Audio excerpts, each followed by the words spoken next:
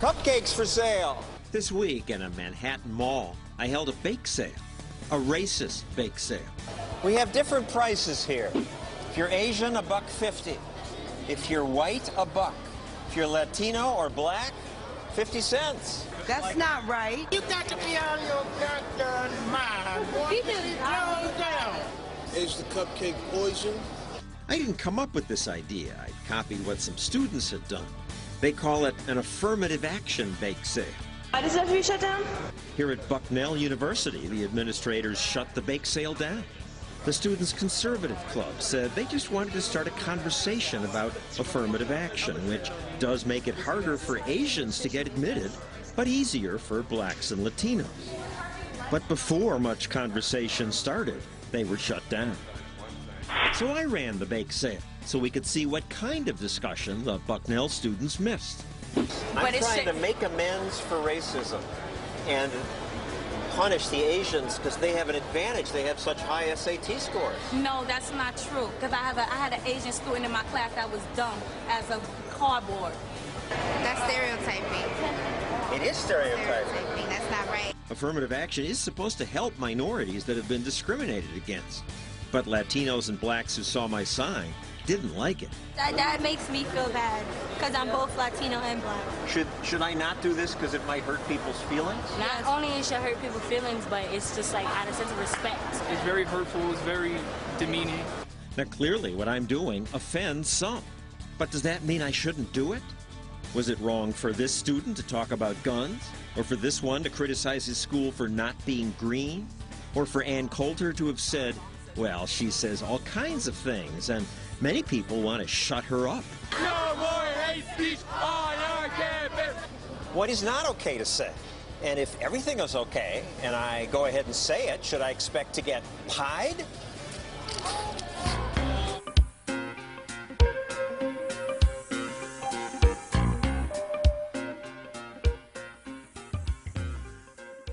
My intellectual hero, Milton Friedman, had it happen to him at a school choice conference when he was 86 years old. Oh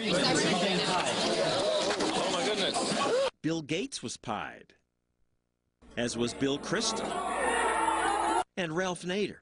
Nader threw it back. Thomas Friedman saw it coming and managed to get out of the way. So did Ann Coulter.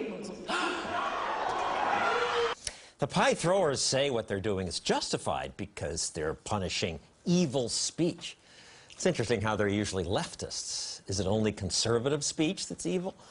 Anyway, they say the pie is harmless, just another form of speech. But some say no, pieing someone is an assault. And in Coulter's case, the pie throwers were arrested, charged with assault. Not sure audience is happy about that. I'm not sure where I come down on pie throwing. I do know that I'm happy to be living in a country where your enemies hit you with a pie rather than a bullet. And America has been a bastion of free speech. Oh, except for a few places like the liberal media, especially ABC News, where I used to work. No, actually, they were pretty good. They pretty much let me say most things. The real bastion of political correctness and rules against certain kinds of speech has become the American university. I think a university would be a safe haven for free speech. It's supposed to be. A justification for giving teachers tenure was to make sure they could freely express even unpopular ideas. But today, some universities try to ban unpopular ideas. Helping to fight that is a group called FIRE, the Foundation for Individual Rights in Education. They defend students whose speech is shut down by universities. The director of FIRE is Greg Lukianoff. He joins us now with two students whose schools told them, shut up.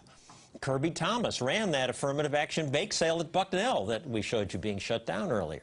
Hayden Barnes criticized his school for building a parking garage. He said it was environmentally unfriendly. The administrators didn't like that, so they drove him out of school. Hayden, what do you mean they drove you out of school? I was dismissed for disagreeing with the university president about the necessity of a parking deck. I mean, that's all you did? You said, I disagree? Well, I made alternatives known in a letter to the student newspaper, to the student government, and the faculty senate. I also posted a satirical cartoon on my Facebook page. And for this, they called you a clear and present danger. Yes, they did. It's totally true. Craig Luciano? Hayden's case, I mean, before working at Fire, I had no idea. You can get in trouble for the most incredible nonsense on college campuses, and I feel like our society is largely in denial about this.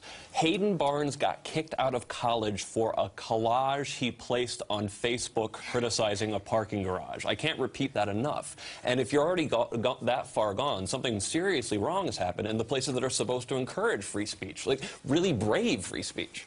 And you brought a court case. Eventually, it takes forever, but then you had to graduate from another school. I had to transfer, and I'm currently in law school, but it has been quite a struggle. And a bad outcome if that's what put you in law school. Some would say that. Herbie, why did you want to run an affirmative action bake sale? Our group thinks affirmative action is a really relevant topic, important to talk about, and we just wanted to get a discussion going on our campus. But you oppose race-based affirmative action. Absolutely. And it is pretty provocative. It is. It's hard to get people talking on a college campus, and when you do something controversial, and you know, opposing affirmative action is kind of controversial anyway on a college campus, but kind of. I guess that's an understatement. But in that context, it really got people talking. But the talk was stopped because within an hour you were shut down. Yeah, the students who came wanted to talk about it. We had a great discussion going, even agreed on some points about like maybe socioeconomic affirmative action for underprivileged students economically.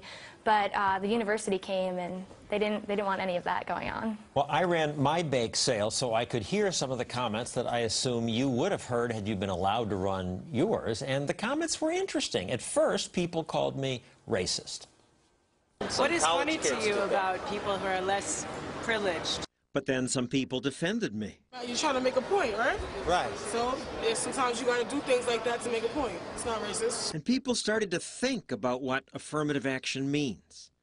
No race of people is worth more than another, or less. Well, do you believe in affirmative action in colleges? I used to, but I really don't think that it helps. By the end, most people said equality means no affirmative action. Everybody should be treated equally. No matter what race you come from, everybody should get equal the same. So I found that interesting. People went from belligerence to a real conversation, and I guess that's your point. On every major issue that America faces today, I've seen students get in trouble for being on the wrong side of that argument. And you can't have a meaningful dialogue if people have to fear punishment for having an opposite opinion. And these bake sales have been shut down not just at your school, but at UCLA, William & Mary, UC Irvine. Most schools these days do allow them. They've wised up.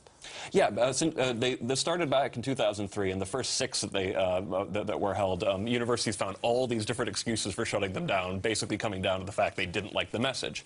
And there's been at least 3 dozen of these protests, and I think actually many, many more over the years. But Bucknell is just standing firm. That kind of like well, Bucknell just last night sent me an email. State and federal laws prohibit discrimination. Yeah. The university believes in upholding the law. There's no just kidding clause in the laws. So price discrimination is discrimination. Yeah, and I love this argument that Bucknell's standing by because it's clearly a symbolic protest. There's nobody denies that. And there are these things called gender gap bake sales across the country where women get charged less than men to protest the gap in pay between men and women. So a feminist group complaining about the so-called pay gap does the same thing. And they never get shut down. Is it just conservatives who get shut up? You know, definitely you are much more likely to get in trouble if you have a socially conservative point of view on campus. But in my experience, and Fire has come to the defense of people all over the political spectrum. We've certainly had cases where we've had to come to the defense of PETA at a school in Florida where an administrator just said, I liked her honesty, that she actually came out and said, you can't table for PETA because I don't like that group. But I would think most of the time they would say, we want to have a civilized discussion. We want our campus to be a kind place. If students feel oppressed, they won't learn. That sounds reasonable. It sounds very nice, but freedom of speech and academic freedom and meaningful discussion is a deadly serious business. And if you limit it only to what people are comfortable with, then you end up shutting any meaningful discourse up.